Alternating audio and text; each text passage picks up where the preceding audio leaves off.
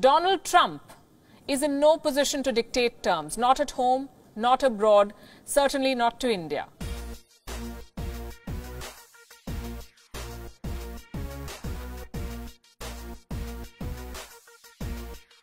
Hydroxychloroquine. It's an anti-malarial drug. India makes a lot of it. And suddenly the whole world wants it, including US President Donald Trump. Only he doesn't know how to ask properly.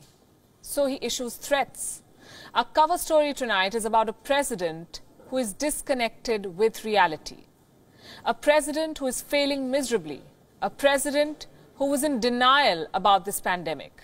Things became so bad that a Russian military plane landed in America with medical supplies made by a company that the US had sanctioned.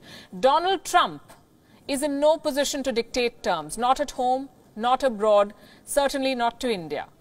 And yet he threatens retaliation if his quote-unquote request is not honored. So tonight, we will tell you why Donald Trump may be single-handedly responsible for America's crisis and how lack of leadership is making a superpower bite the dust. Our story tonight begins with a press conference. A journalist rose to ask the president a question. He wanted to know about India's ban on medicine exports. India had banned the export of medicine, specifically of hydroxychloroquine, a potential, I want to underline that, a potential cure for coronavirus. The journalist wanted to know how President Trump would deal with this ban. Trump replied with a threat. And I said, we'd appreciate your allowing our supply to come out. If he doesn't allow it to come out, that would be okay. But of course, there may be retaliation. Why wouldn't there be? A retaliation, that is what the US president is threatening.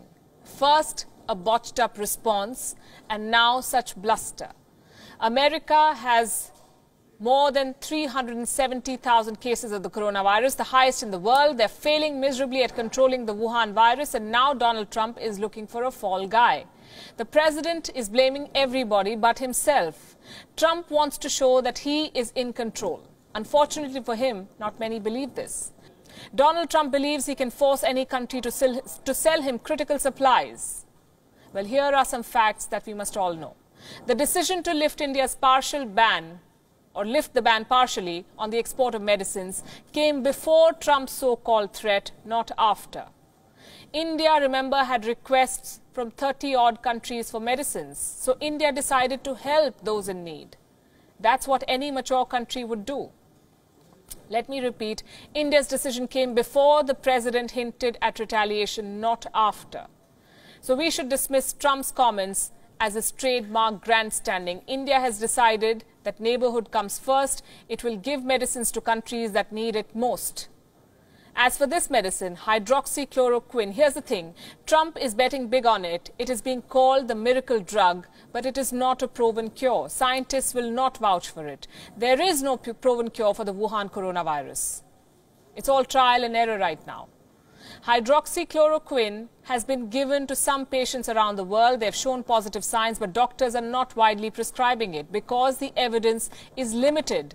Trump's own advisor on this, America's top doctor and researcher on infectious diseases, Anthony Fauci, has called the evidence, quote-unquote, anecdotal.